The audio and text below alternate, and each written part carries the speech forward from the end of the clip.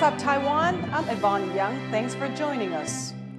Election officials are preparing to announce the results of dozens of recall petitions on Friday evening. The Central Election Commission is reviewing around 30 petitions targeting opposition Kuomintang lawmakers. Those that drew signatures from at least 10% of a lawmaker's district will hold a public vote in the next few weeks. Most of the petitions are expected to reach this threshold. And to find out more about how the mass recall movement will unfold from here, Leslie Liao spoke with Courtney Donovan-Smith, a political analyst based in Taichung in central Taiwan. Can you just give us an idea of the scale of this recall movement?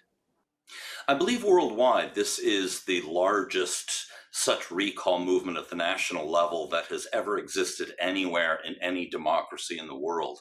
It's also unprecedented in Taiwan. In the last few years since the DPP removed the birdcage referendum laws that made it so difficult and made it a lot easier to conduct recalls, there's been an average of maybe 2 or 3 a year.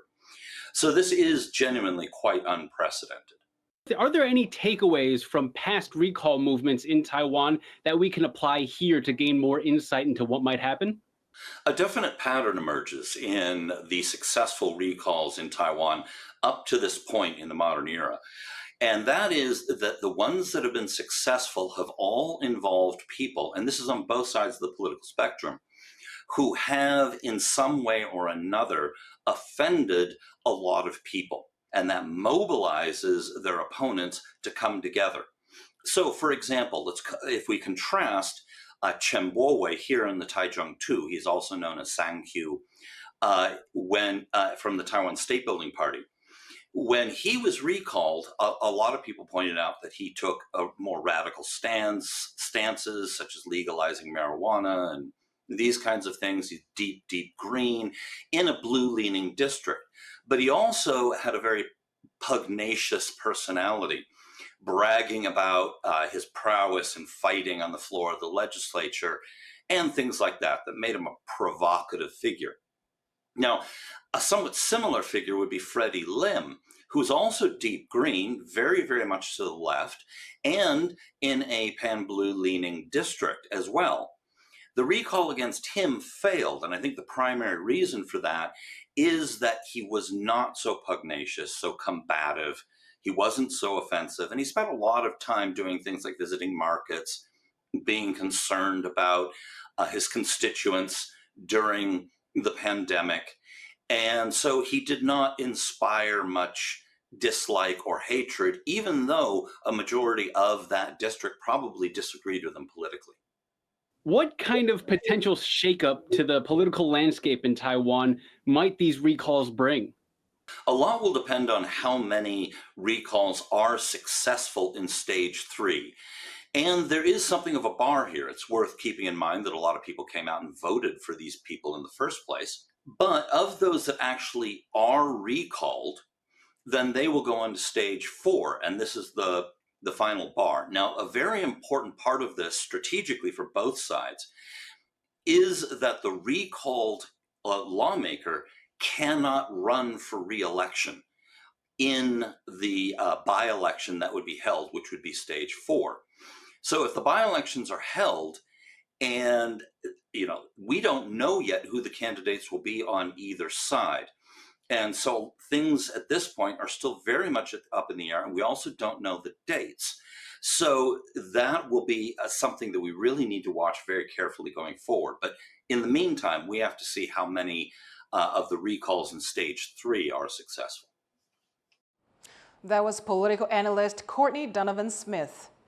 U.S. President Donald Trump has set a 2-week timeline to decide whether to launch an attack on Iran. I will make my decision whether or not to go within the next 2 weeks. That's a quote directly from the president for all of you today. The White House said that a 2-week window was chosen to allow time for negotiations with Iran's government. Meanwhile, at least 71 people were injured Thursday in an Iranian strike on an Israeli hospital. After the attack, Israel's defense minister said that Iran's supreme leader can no longer be allowed to exist. Taiwan is joining other countries in evacuating its citizens as the conflict between Israel and Iran escalates. As of Thursday, the Foreign Ministry says 36 Taiwanese citizens have been evacuated from Israel, while 3 have left Iran. One Taiwanese traveler fled Iran by crossing into Turkey after witnessing the dangers of the conflict up close.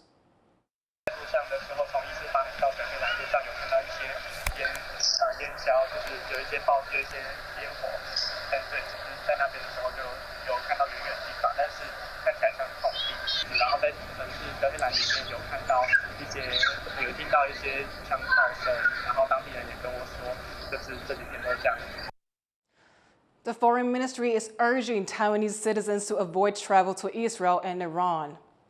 A British Navy patrol vessel has transited the Taiwan Strait, an action that the UK says complied with international law.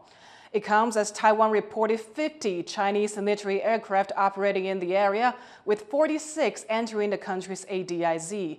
This is not Taiwan's airspace, but a buffer zone used for defensive purposes. China's military said it had tracked the British ship's movement and that its presence was an international provocation that undermined regional peace and stability. Meanwhile, Taiwan's foreign ministry thanks the UK for taking, quote, concrete actions to defend freedom of navigation in the Taiwan Strait. In the waters off Penghu, Taiwan is facing a silent invader, Starfish, which are threatening the local coral. The government is responding quickly to this spiky situation. Chelsea Wu has the story. With its vibrant coral reefs, the outlying islands of Penghu are a favorite destination for divers from around the world. But these divers aren't sightseeing. They're on a mission, searching for a spiky predator that's invading Penghu's waters. 1年至少3亿颗嘞，繁殖力很大。 The poisonous crown of thorns starfish, also known as the coral killer, preys on hard, stony coral, like the ones in Penghu's waters. Taiwan reported its first large-scale outbreak of the starfish in 2010 and has been closely monitoring them ever since. Marine protection volunteers noticed a resurgence this month in the Chimay area. In response, the government organized a volunteer dive team to carry out a spiky operation, manually removing the invasive species. 只要有人有通报这个籍贯海星的问题，基本上我们就是启动开始做调查。所以七美的这个当时我们收到通报之后，其实在调查的时候知道它已经的密度有到一个接近警戒值，所以我们就启动一个专案开始做籍贯海星的清除。 The government aims to develop long-term prevention strategies and a regional response system to protect Taiwan's marine ecosystems. With continued monitoring and swift responses, Taiwan hopes to stay one step ahead of the spiky invader and preserve the vibrant reefs that make Penghu a marine treasure. Liang Lian and Chelsea Wu for TaiwanPlus. Renowned Taiwanese dance company Cloudgate Dance Theater is collaborating with choreographers from Taiwan, Japan, and Europe for a set of performances this weekend in New Taipei City. Izzy Wells has more. This is Cloudgate Theatre in northern Taiwan. It's home to one of the country's leading dance companies, and this weekend it's set to host 5 unique performances by choreographers from Taiwan, Japan, and Europe, with 20 of Cloudgate's dancers.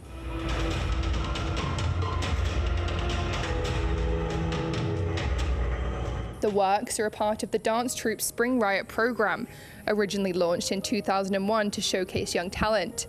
It's been a key platform for Taiwanese artists to debut new works, and this year all focus is on movement with minimal theatrical design, as performances are stripped down to their purest essence in what the artistic director has coined a bare Spring Riot. 我想时代进步得很快，然后科技前进得很快。那我在想，我们在这个时候应该再回来面对很赤裸的身体，人的呼吸、人的心跳、人的血液的脉动，人为什么开始跳舞？我希望大家可以在舞蹈里面感受到这么纯粹的东西。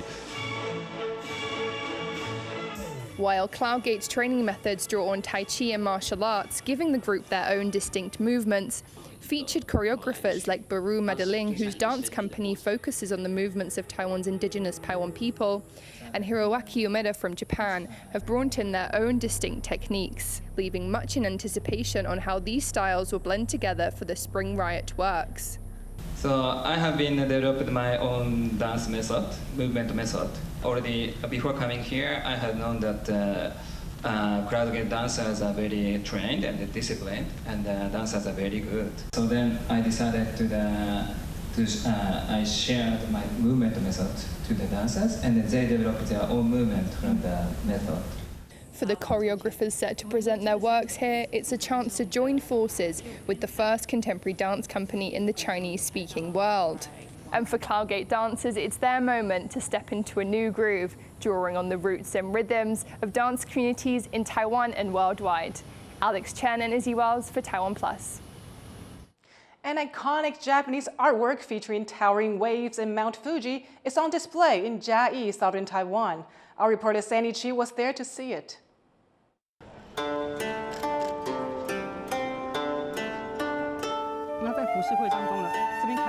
Giving visitors a glimpse into Japan's past.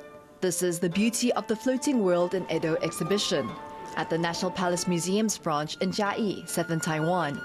It features over 200 artworks from the 16th to 18th century. They include folding screens, hand scrolls, and woodblock prints, typical of what's called the floating world, or ukiyo-e style, evoking the urban life and culture of the time. 就我个人来说，它里面的一些细节，非常多的细节，那呈现出来的是在江户时代的人们的生活的各种场景，然后各种行为、各种动作等等。那同时也包含了当时人们的审美观，或是看世界的角度。Ukiyo-e works flourished during that period, demonstrating high levels of technical skill and creativity. And they even influenced Western music and art. 透过贸易，那荷兰的商人把日本的浮世绘然后传递到了西方。那西方的画家开始注意这样子的一种艺术表现形式，我们版画的艺术表现形式看起来颜色非常的丰富，然后构图又非常的特别。那再加上有些浮世绘当中充满了动态然后动感。 那这样子就影响了西方的艺术。Among the artworks is the famous woodblock print, The Great Wave of Kanagawa, by Katsushika Hokusai, which features towering waves engulfing small boats with Mount Fuji in the background. The artwork is so iconic that it's everywhere in Japan. Just take out a 1,000 yen banknote issued in 2024 and you can find it right here.